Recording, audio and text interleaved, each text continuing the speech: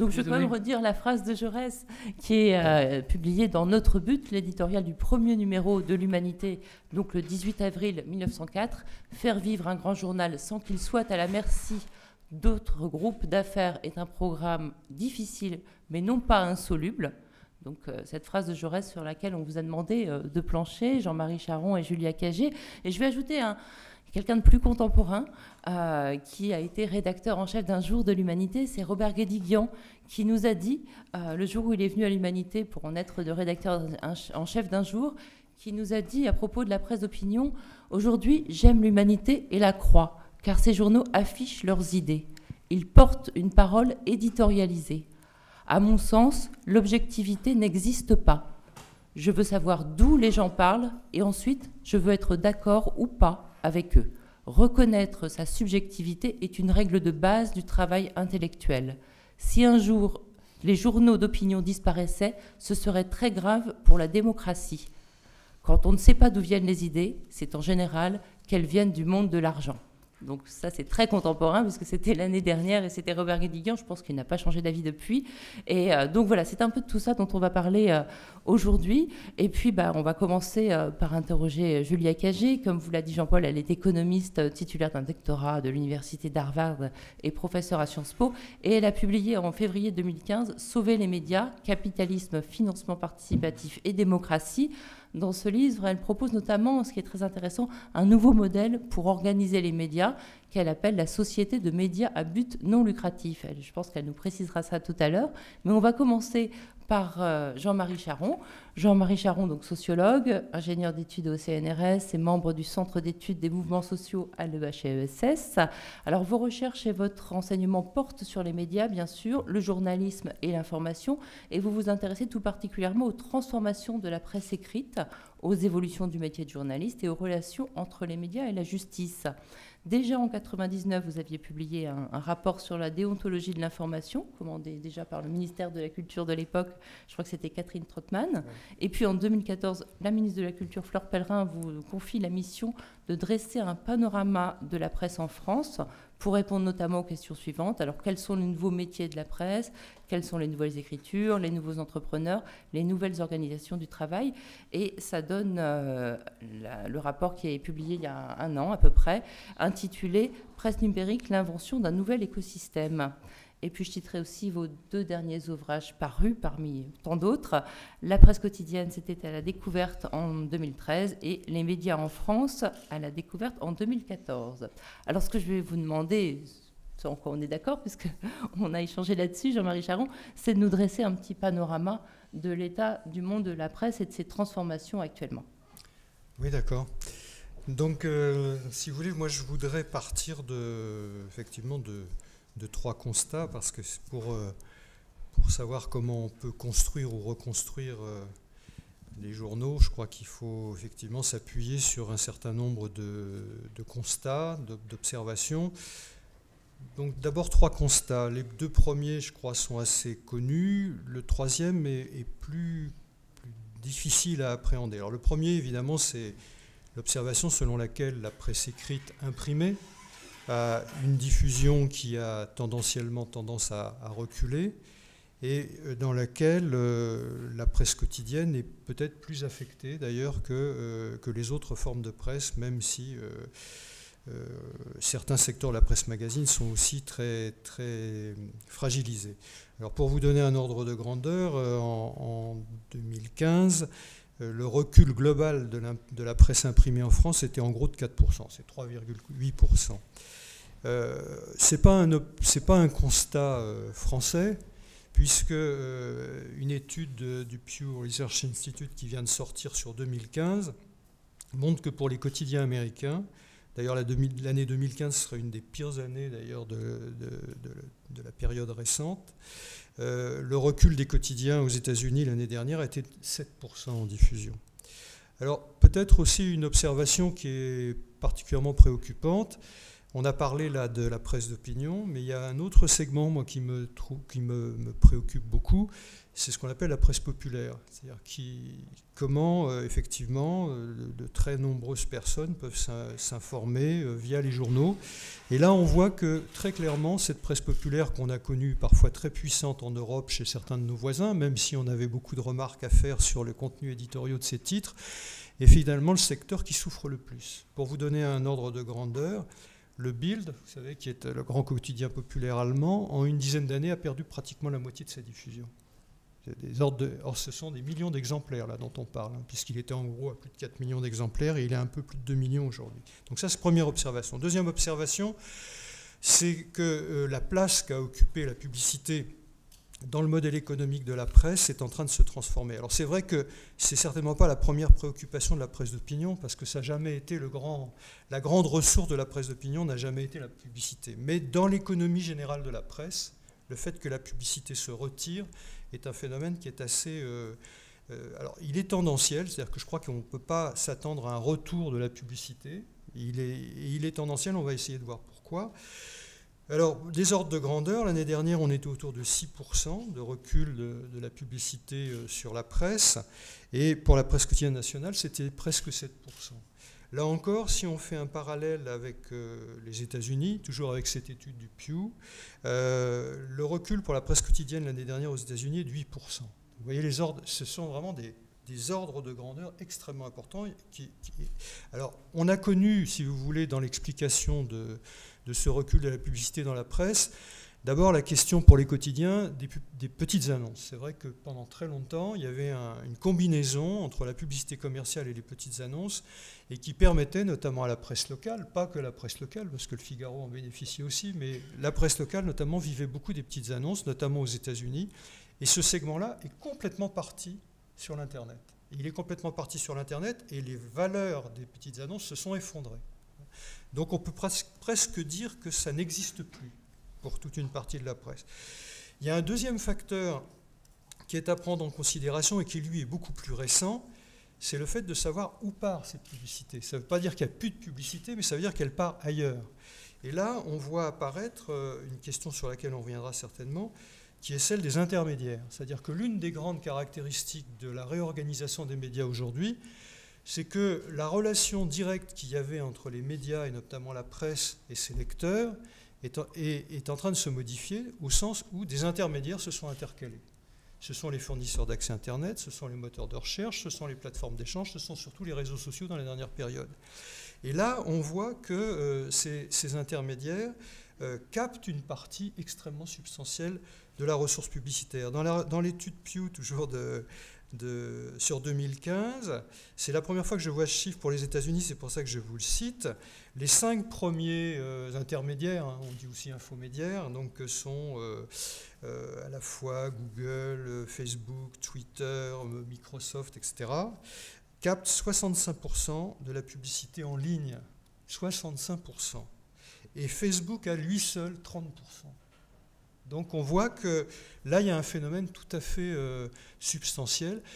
Pour la France, c'est plus compliqué à analyser, mais il y a des tentatives parfois d'essayer. Pourquoi c'est compliqué à analyser? Parce que ce sont des grands opérateurs internationaux et qu'ils ne donnent pas leurs chiffres.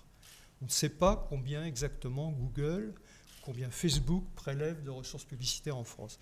Il y a des évaluations qui ont été faites il y a quelques années, notamment par un organisme qui s'appelle France Pub, qui le situait autour de 2 milliards d'euros. 2 milliards d'euros, c'est un peu moins que le chiffre d'affaires publicitaire de la presse écrite, pour donner des ordres de grandeur. Donc on a là un phénomène qui est à prendre en considération. Et puis troisième élément sur lequel je voudrais insister, c'est que en même temps, les manières de s'informer sont en train de se transformer, et ça a un impact très fort sur la...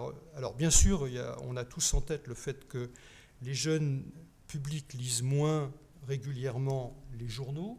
Là, on a des indicateurs qui sont assez précis, notamment qui nous sont donnés par l'étude du ministère de la Culture sur les pratiques culturelles des Français. Et là, si vous regardez l'avant-dernière étude et puis la dernière qui date de 2008, donc ce n'est pas tout à fait récent, mais on était passé de 20% de lecture régulière à 10% pour les 15-24 ans. Donc là, on a déjà une première. Mais il y a une deuxième observation qui est peut-être plus lourde de conséquences, c'est le fait qu'en même temps, c'est la relation directe, là encore on revient à cette question des intermédiaires, c'est la relation directe aux médias qui est en train d'évoluer. C'est-à-dire que toute une partie d'entre nous, quand ils cherchent de l'information, n'ont plus le réflexe de se dire je vais me tourner vers tel ou tel média. Mais ils vont se tourner vers quoi? Ils vont se tourner vers des outils qui sont fournis par l'Internet, ils vont se tourner vers les moteurs de recherche, ils vont se tourner vers les réseaux sociaux. Et là, c'est ce que moi j'ai appelé une circulation horizontale à l'intérieur de l'information, c'est-à-dire que soit on va de site en site, mais souvent on démarre par un de ces outils, que sont soit les moteurs de recherche, soit les réseaux sociaux. Et là aussi, on voit qu'il y a quelques chiffres, hein. Il y a une étude plus ancienne, toujours du Pew, qui montre que pour les États-Unis, les abonnés à Twitter et à Facebook, pour 63%, citent les réseaux sociaux comme manière d'entrer dans l'information. Alors, il y a une étude plus récente qui a été faite par Reuters Institute, là récemment, qui porte sur beaucoup plus de pays. Alors, ça aplatit un peu le phénomène, c'est moins massif, mais on voit quand même que 51% des personnes qui ont été interrogées, il y a 50 000 personnes qui ont été interrogées sur 20 et quelques pays, 51% de ces personnes disent que les réseaux sociaux sont un de leurs modes d'information. Et pour les 18-24 ans, 24% disent que ce sont les réseaux sociaux qui sont leur entrée dans l'information. Donc voilà, je crois que c'est là. Alors pourquoi c'est important? Parce qu'il me semble que, d'une part, ça prend à contre-pied la presse dans son besoin de monétisation de l'information. C'est-à-dire que lorsqu'on parle de monétisation de l'information, en général, surtout sur l'Internet, on pense abonnement. Et là, à partir du moment où on a un public qui circule dans les contenus horizontalement, le réflexe de l'abonnement est complètement contradictoire. On peut dire que l'abonnement, les stratégies basées sur l'abonnement sont à contre-pied. Alors ça ne veut pas dire qu'il faut renoncer aux stratégies basées sur l'abonnement, mais elles ne concernent qu'une partie du public et probablement pas la plus substantielle. La deuxième question que ça pose, c'est que l'architecture même d'un journal, d'un site d'information, qui consiste à hiérarchiser l'information, à organiser la présentation de l'information de telle manière à ce que le lecteur ait une vision un peu synthétique, puis puisse faire ses choix à l'intérieur de cet ensemble qui lui est proposé, puis circuler finalement dans l'offre que tel ou tel média lui propose, eh bien, est pris complètement, disparaît, c'est-à-dire dans la mesure où le public, ou toute une partie du public, entre par l'article, un article au sens large. Ça peut être une vidéo, ça peut être un graphique, ça peut être un contenu de data journalisme, etc.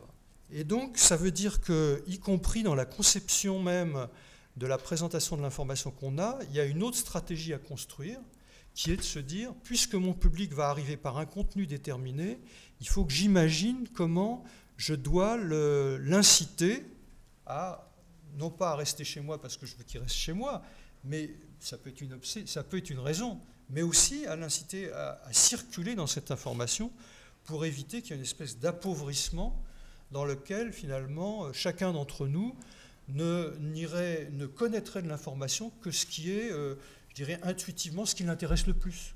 Aujourd'hui, je suppose que ça va être beaucoup le sport, ou ça va peut-être être le social. Bien sûr, ce sont des points forts, mais il y a aussi beaucoup de choses qui se passent à travers le monde, etc. Comment, éditorialement, je conçois mon contenu de telle manière à ce qu'il puisse y avoir toujours ce rôle, cette fonction traditionnelle des médias, d'être une ouverture vers l'ensemble des phénomènes qui se produisent. Alors on peut dire, sans exagérer, que le modèle économique de la presse, il est cassé. C'est pas tous les éléments que je viens de donner le montrent. Et dans un premier temps, on peut dire qu'il y a eu deux grandes réponses qui ont été données par les éditeurs et qui sont préoccupantes, évidemment. La première grande réponse, ça a été évidemment de faire le gros dos et de se dire, puisque nos ressources baissent, de manière très rapide, on vient de le voir, hein, c'est ça qui est surtout très impressionnant, en quelques années, comment je compense? Eh bien, je fais la chasse au coût, je diminue mes dépenses au maximum, et là, il y a effectivement un phénomène qui est frappant, c'est la diminution du nombre de journalistes. Si on prend les États-Unis, il y a eu un chiffre qui a circulé, que j'ai participé à faire circuler, qui était un peu faux. Pendant longtemps, on a dit que la décennie 2000, c'était moins 30%. apparemment on était plus alarmiste, mais là il y a les statistiques du département du travail aux États-Unis qui a sorti les chiffres effectivement pour la décennie 2000, c'est pas moins 30 mais c'est moins 25. C'est quand même énorme. Et là encore, on s'aperçoit que l'année dernière, dans la presse quotidienne, donc cette très mauvaise année, eh ben, les quotidiens américains ont baissé leurs effectifs de journalistes de 10%, rien que sur une année. Donc on voit le phénomène. Un pays comme l'Espagne, c'est moins 30%, aussi dans une très... Alors pourquoi, évidemment, on insiste sur cet aspect-là? Parce qu'on voit bien que dans cette stratégie qui consiste à resserrer les coûts, il y a en même temps un phénomène d'appauvrissement, de perte de substance éditoriale qui menace. Et là, effectivement, à un moment, je disais que le modèle économique est cassé, ça veut dire qu'évidemment, il faut en reconstruire un. On ne va pas dire, bon, on arrête tout. Il faut en reconstruire un. Et pour le reconstruire, on a besoin d'innovation éditoriale, on a besoin probablement aussi de repenser la relation au lecteur et à son public, à la fois éditorialement, mais aussi commercialement, mais aussi dans le financement. Je pense que Julia y reviendra surtout beaucoup mieux que moi, sur comment le public peut accompagner effectivement la reconstruction de l'entreprise de presse. Et bien, il est évident que dans un contexte où il faut chercher, expérimenter, où la presse n'a pas beaucoup de tradition de recherche et développement, c'est vrai que de se retrouver dans une situation où il y a une perte de substance éditoriale est préoccupant. Il suffit de regarder autour de nous ce qui s'est passé à Libération, ce qui s'est passé dans beaucoup de journaux. Et c'est particulièrement peut-être sensible en France dans la mesure où, contrairement à certains discours patronaux qu'on entend dans la presse, c'est pas vrai que les rédactions françaises étaient pléthoriques. Les rédactions françaises n'ont jamais été pléthoriques. Si vous comparez les plus gros journaux en termes de nombre de journalistes, je crois que ça doit être l'Ouest France avec à peu près 500 journalistes, le New York Times a 1500 journalistes. Donc il faut avoir les ordres de grandeur. La presse, les Échos, c'est moins de la moitié du Financial Times. Enfin, on est sans arrêt, on était déjà dans des effectifs plutôt bas, donc ça pèse. Et puis l'autre aspect important, évidemment, l'autre grande réaction des éditeurs et des patronats de presse, ça a été de dire il faut se concentrer. Alors ça, c'est une vieillerie. Il n'y a pas que. Je me souviens qu'au moment des États généraux de la presse, il y avait un rapport d'une députée, on disait UMP à l'époque, je ne sais plus comment elle s'appelait d'ailleurs, et le point numéro 1, c'était de dire il faut concentrer. On n'a pas de grands leaders en France, il faut qu'on ait des grands leaders, des grands champions. Et en fait, quand on parle pourquoi ils veulent absolument se concentrer, parce qu'ils sont obsédés par les recherches de synergie, des effets de synergie, donc là encore, baisse de coûts. Et je crois que la plus belle illustration qu'on a de ces stratégies de concentration et de ce qu'elles ont de perverse, c'est EBRA, en presse régionale, où là, effectivement, ils ont racheté pratiquement le tiers de la presse régionale en France, et pour y faire quoi? Pour diminuer le nombre d'éditions, pour diminuer le nombre de journalistes, etc., et avec des effets qui sont extrêmement catastrophiques sur la diffusion. Donc ça, c'est un des éléments, parce qu'effectivement, on ne voit pas dans ces grands groupes, là, ce qui est en train de se passer, je pense, avec Drahi du même ordre, on ne voit absolument pas ce que l'apport de ces grands groupes, où ils seraient en termes de recherche, de développement, d'investissement, de prise de risque éditorial. On les voit au contraire rétractés. Et ce n'est pas parce qu'on va donner l'Express ou donner Libération en même temps qu'on va s'abonner à SFR, qu'on va valoriser effectivement, et à la fois symboliquement et financièrement ces titres pour le public. Voilà. Alors c'est vrai que... J'ai combien de temps? Un bon quart d'heure. D'accord. Alors je voudrais juste, si vous voulez, deuxième point, peut-être dire... c'est vrai, je disais qu'il fallait beaucoup repartir de ce constat. Et c'est vrai qu'il y a une énorme dose d'incertitude quant à la manière de reconstruire la presse, mais par rapport aux situations qu'on a connues il y a une dizaine, une quinzaine d'années, on voit quand même se dessiner un modèle d'entreprise de presse qui correspondrait davantage, je dirais, à la fois aux pratiques du public et à la fois à ce qu'est l'offre, et à ce que sont les supports techniques et disons les transformations du paysage de l'information.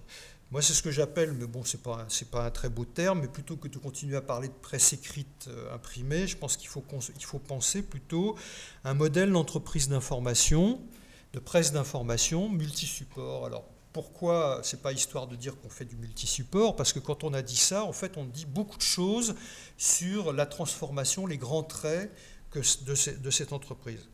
La première caractéristique qui est effectivement très, très frappante, c'est que cette rédaction, la rédaction de cette entreprise, elle travaille 24 heures sur 24. J'espère qu'il n'y a pas trop de journalistes dans la salle, parce que 24 heures sur 24, c'est effectivement très impressionnant. C'est un peu théorique, mais c'est vrai que si on prend un journal comme le Guardian, on voit bien que sa stratégie mondiale l'amène effectivement à travailler 24 heures sur 24. Et il y a une partie de la rédaction du Guardian qui travaille en Australie, il y en a une autre qui travaille aux États-Unis, de telle manière à être capable de faire cela. Mais on voit aussi que quand Le Monde ou d'autres, mais je pense au Monde, quand Le Monde développe ses lives au moment des attentats qu'on a connus, hélas, l'année dernière, plusieurs jours, hein, vous vous souvenez peut-être, eh bien, il y a une partie de la rédaction, la nuit, qui travaille et qui est aux États-Unis. Donc c'est effectivement cette nécessité. D'abord parce que le public, il n'est peut-être pas en France 24 heures sur 24 en attente d'informations, mais il l'est au moins sur 20 heures dans une journée. Et si on considère que le numérique fait sauter les barrières des frontières, que finalement un journal français peut être lu n'importe où dans le monde, effectivement, au moins en théorie, de manière virtuelle, effectivement, cette notion de 24 heures a un sens. Alors cette idée de 24 heures sur 24, ça a une traduction. Une autre traduction, c'est de penser une chronologie des supports. C'est-à-dire qu'on va proposer cette information sur différents supports dans la journée qui correspondent bien sûr aux caractéristiques de ces supports, mais surtout aux usages. Parce que même si les fabricants de matériel et même si les éditeurs ont une idée à eux de à quoi va servir une tablette ou à quoi va servir un smartphone, le public n'a pas forcément les mêmes idées et fait autrement. On l'a bien vu pour la tablette. La tablette, c'était soi-disant la réponse pour les éditeurs de presse quotidienne qui allaient enfin pouvoir avoir un support numérique pour fournir le contenu du journal le matin. Or, on voit aujourd'hui que la tablette, ça s'utilise le soir et dans un contexte très différent. Donc la chronologie, c'est une fois de plus tenir compte du format du support. C'est vrai que si on est sur un smartphone, ce n'est pas les mêmes contraintes que sur une tablette, mais surtout, c'est tenir compte des conditions d'usage. Alors c'est le smartphone d'abord, l'ordinateur ensuite, de nouveau le smartphone, ensuite la tablette, et puis bien sûr, pour tous ceux qui continuent à lire l'imprimé, c'est effectivement être capable de produire cet imprimé, de le concevoir, de le produire, et de le produire en rapport avec ce que nous faisons, ce que nous proposons, ce que propose la rédaction sur le numérique. Alors les points forts du numérique, c'est toujours un peu les mêmes, c'est bien sûr le très chaud, c'est la narration multimédia, c'est le participatif, et l'imprimé, évidemment, on a toujours tendance à dire c'est une information plus développée, c'est une information à valeur ajoutée. Mais en fait, à la fois, il y a à inventer les contenus du numérique et il y a à réinventer, et ce n'est pas une formule, c'est vraiment à complètement repenser le contenu de l'imprimé, avec cette question sur laquelle il y a une très grande incertitude, c'est quand c'est imprimé, quand on le fournit? Est-ce qu'on le fournit tous les jours ou est-ce qu'au contraire, il faut le fournir que de temps en temps? Parce que précisément, on a tellement repensé ce contenu de l'imprimé avec une information beaucoup plus déployée, beaucoup plus approfondie, etc., qu'elle est mieux valorisée, par exemple, dans une formule magazine qui serait une formule de fin de semaine. Certains ont fait ce pari. Ça a été le cas du Christian Science Monitor à Boston. C'est le cas, surtout, on a en tête, parce que c'est beaucoup plus récent, du quotidien La Presse à Montréal, qui font, on a dit, ils abandonnent le papier. Non, ils n'abandonnent pas le papier. Ils sont numériques tous les jours. Et ils ont un magazine en fin de semaine. Et un magazine plutôt bien fait et qui joue un rôle important, y compris dans le modèle économique. C'est aussi probablement travailler sur des formes d'imprimés qui sont peut-être davantage des numéros spéciaux, davantage des dossiers, davantage des manières, je dirais, de valoriser des contenus éditoriaux. Et je pense que pour un journal comme l'Humanité, il y a effectivement tout un travail autour de ces numéros spéciaux qui correspondent à des événements, des périodes, des réflexions qui peuvent avoir lieu dans le domaine politique, dans le domaine social ou dans le domaine culturel. Mais ça, personne ne peut dire exactement. Alors vous savez, c'est très, très à la mode de dire en telle année, il n'y aura plus d'imprimés. C'est très facile à dire. Mais en réalité, si vous regardez les études les plus concrètes, notamment aux États-Unis, il y en a pas mal qui ont été faites, vous voyez que c'est beaucoup plus nuancé. On vous dit qu'il y aura beaucoup moins de journaux imprimés tous les jours, mais certains continueront à être imprimés tous les jours. Alors évidemment, on pense tout de suite au haut de gamme, Wall Street Journal, New York Times, Washington Post. Mais bon, c'est une manière de réfléchir à cette question de la place. Mais je crois qu'il faut avoir, tous les journaux vont être obligés dans les années qui viennent de s'interroger sur d'abord qu'est-ce qu'on met sur l'imprimé et surtout quand on le met. Enfin, autre observation, c'est le constat qu'un pari qui avait été fait, que le numérique, c'était d'abord fusionner les rédactions. Bon, ok, on n'a plus de rédaction imprimée, de rédaction papier. Et il y avait aussi cette idée que, du coup, tous les journalistes devaient être extrêmement polyvalents et que la notion même de spécialisation allait s'atténuer. En fait, on s'aperçoit que c'est complètement l'inverse. Parce que, en tout cas dans la dernière période, à partir du moment où il y a un enjeu sur la monétisation des contenus, où il faut à la fois trouver des ressources sur l'imprimé, mais aussi trouver des ressources sur le numérique, on ne peut pas avoir une espèce d'information comme ça plate, reprenant simplement, je dirais, les flux d'infos les plus chauds. On a besoin effectivement d'avoir des informations à la fois dans les contenus traditionnels, les reportages, les enquêtes, les dossiers qui soient extrêmement substantiels, et on a aussi besoin sur le numérique de développer un certain nombre de formes éditoriales inédites, à la fois de les inventer et de les développer, de les expérimenter, de les développer. Et quand on regarde un certain nombre de rédactions aujourd'hui, on s'aperçoit qu'il y a les anciennes spécialités restent et de nouvelles apparaissent. C'est ce qu'on appelle des pôles dans un certain nombre de rédactions, pôle vidéo, pôle data, pôle participatif. Et si on prend un journal, là encore, comme le Guardian, vous m'excuserez de le citer beaucoup, mais c'est parce que d'abord c'est un journal avec lequel on a travaillé beaucoup quand j'étais à la Conférence nationale des métiers du journalisme. Et en plus, c'est un journal qui est assez intéressant parce qu'ayant pris beaucoup de risques sur le numérique, peut-être trop d'ailleurs, on voit que quand je dis qu'il y a un pôle vidéo, c'est pratiquement une quinzaine de personnes et un rédacteur en chef à la tête. Pôle data, plus d'une dizaine de personnes, un rédacteur en chef à la tête. Pôle participatif, je crois pareil, 12 ou 13 personnes et un rédacteur en chef. C'est des vraies activités complètement inédites et avec en arrière-plan des métiers qui s'inventent. C'est-à-dire qu'on n'a pas les compétences aussi bien sur le participatif que sur le data, enfin, etc. C'est des nouvelles compétences, donc ça veut dire de la formation, beaucoup de formation, et ça veut dire aussi de l'expérimentation. Autre élément, et puis j'en aurai un peu terminé sur mon profil de cette entreprise de presse, c'est probablement même une autre forme de rédaction, une autre forme d'organisation de la rédaction. D'abord parce que quand on dit qu'on a été obligé de réduire les effectifs des rédactions, ça ne veut pas dire qu'il y a moins d'attentes du public en termes de qualité d'information, ça ne veut pas dire qu'il y a moins d'informations à traiter, et en plus on les traite sur davantage de supports.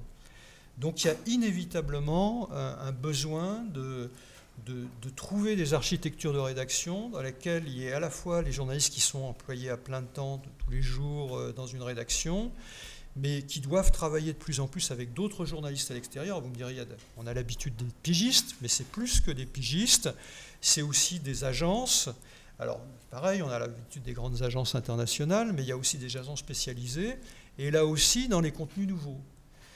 Si vous regardez par exemple le développement du fact-checking aux États-Unis, c'est passé beaucoup par une agence qui s'appelle PolitiFact et qui est effectivement qui travaille pour différents journaux dans cette activité de fact-checking. De la même manière que vous avez aujourd'hui en France un certain nombre de start-up qui se sont créées sur le data journalisme, je ne sais pas, WeDo Data ou d'autres, Ask Media, vous en avez dans le web documentaire, vous en avez dans le news game, donc l'utilisation des techniques de jeu pour l'information, et ces agences ont vocation à travailler effectivement avec les rédactions. Et puis il y a aussi le fait de savoir dans quelle mesure l'expertise, à partir du moment où on a besoin d'une expertise extrêmement pointue, eh bien elle peut se partager avec une partie du public, c'est-à-dire des experts extérieurs. Et là encore, c'est toute une technique toute une maîtrise à avoir chez les journalistes. C'est une autre manière de pratiquer la relation à ces experts que quand on allait les interviewer et qu'on les mettait en perspective dans un papier. Donc là aussi, il y a des méthodes qui se mettent un peu en place, hein, et qu'évidemment certains sites spécialisés ont peut-être davantage expérimenté que les médias traditionnels. Ça peut être le Huffington Post, le Plus ou d'autres, hein, ou Atlantico, pas tout à fait sur la même sensibilité climat. Mais ce qui est intéressant, c'est de regarder effectivement comment ces gens travaillent. Voilà. Autrement dit, ça veut dire que l'un des enjeux, c'est aussi de... Je vais peut-être faire la transition avec Julia, je crois qu'elle n'a peut-être pas envie de parler de ça, hein, mais avec une partie de ce sur quoi elle nous apporte beaucoup, c'est effectivement le déplacement de la place du public par rapport à la fois à l'activité des journaux et à l'économie des journaux. Place du public dans la vie d'une rédaction, on le voit bien qu'aujourd'hui, via les réseaux sociaux, via un certain nombre d'outils, le public peut être une source. Et on voit que de plus en plus de médias apprennent à travailler avec le public comme étant une des sources parmi d'autres. Alors certains le font plus que d'autres, au sens où les alertes, les journalistes apprennent à travailler sur les réseaux sociaux de telle manière à identifier des événements. De la même manière que certains spécialistes, certaines startups spécialisées comme Storyful ou Trendboard, etc., essayent d'identifier des sujets qui n'ont pas été traités par les médias, mais qui ont un intérêt journalistique ou des tendances. De la même manière que, évidemment, le public, on le sollicite en termes de commentaires, d'expression, d'expertise, j'en ai parlé, de recommandations aussi, c'est-à-dire développer la présence d'un site d'information aujourd'hui, c'est effectivement être omniprésent sur les réseaux sociaux et de l'être d'autant plus qu'on a un public qui participe à la recommandation. Et puis, le public, c'est aussi un acteur, ou ça peut être un acteur, dans le financement et dans l'organisation même de l'entreprise de presse. Merci beaucoup.